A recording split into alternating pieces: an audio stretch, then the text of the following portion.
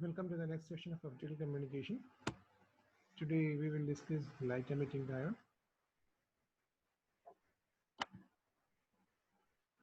So LED, it's nothing but the short form of light emitting diode. It is basically, as you know, it is basically a PN junction diode that have the ability to emit light when certain voltage is applied to it. So LED works on the principle of electroluminescence. Electroluminescence is a property by which a semiconducting material will convert electrical energy to light energy. Now in this figure, as you can see, here we are connecting a PN junction diode in the forward bias condition. So current will flow across the diode. That is, negative electrons move on one way and the positive holes will move on other way.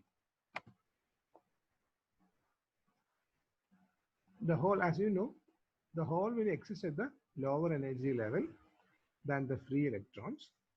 Therefore, when a free electron falls to its lower energy level, it will be losing energy in one of the form. It can radiate energy as light or energy or heat energy. Now this energy may be emitted in a form of photon which causes light. The color of the light is determined by the fall of electron and hence the energy level of photon. So always the energy level of the photons generated will be proportional to the energy band gap. So as you know, in LED, the light emission is done by spontaneous emission. So the emitted wavelength will be, or the emitted wavelengths will be of wider range. And that emitted wavelength will come under one of its emission spectra. So this is the emission spectra of LED. We'll be discussing in detail this surface emitting LED, edge emitting LED, etc. So in the case of surface emitting LED, you can see that it's having a much wider spectral width. It's around 125 nanometer. But when we switch to edge emitting LED, we can see that the spectral width was reduced to 75 nanometer.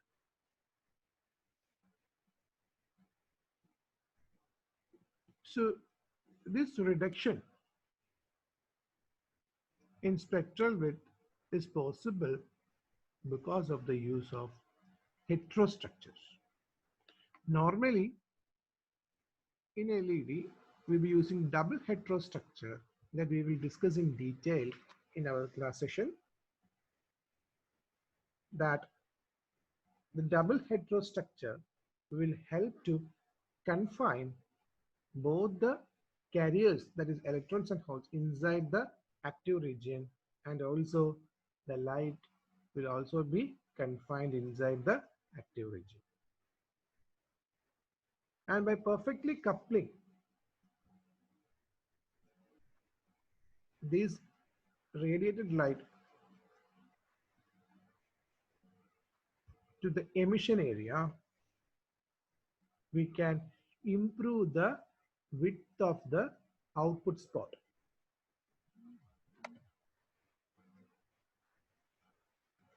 Now, what determines the color of the LED? The material used in semiconducting element of an LED determines its color. The two main types of LEDs presently used for lighting systems are aluminum, gallium, indium, and phosphide.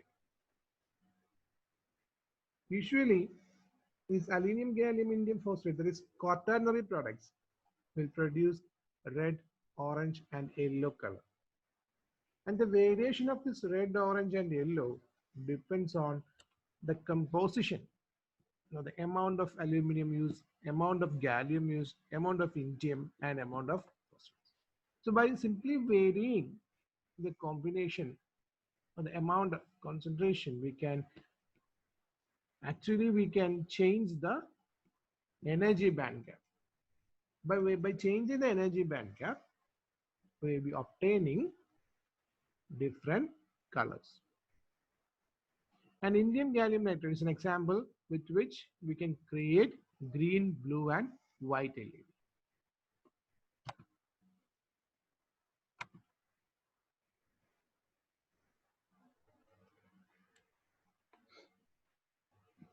So the gallium arsenide, the semiconductor material gallium arsenide, will produce infrared lights in the wavelength 850 to 940 nanometer. While gallium arsenide phosphide, it produces red color whose wavelength is 630 to 660 nanometer. Another ternary product like gallium arsenide phosphide, it produces amber color whose wavelength is in the range of 605 to 620 nanometer.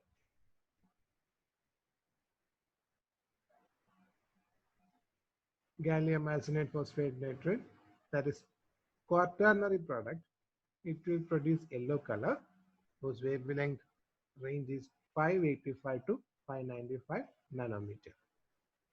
Aluminum gallium phosphate will produce green color whose wavelength varies from 550 to 570 nanometer.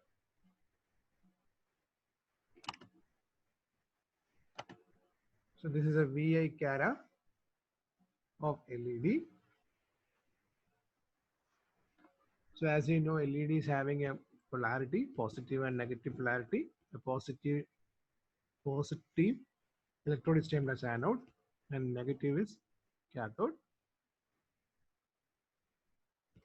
So when we look through this characteristic graph, you can see that at a particular threshold voltage is required for activating this LED. After that voltage, we will be obtaining light.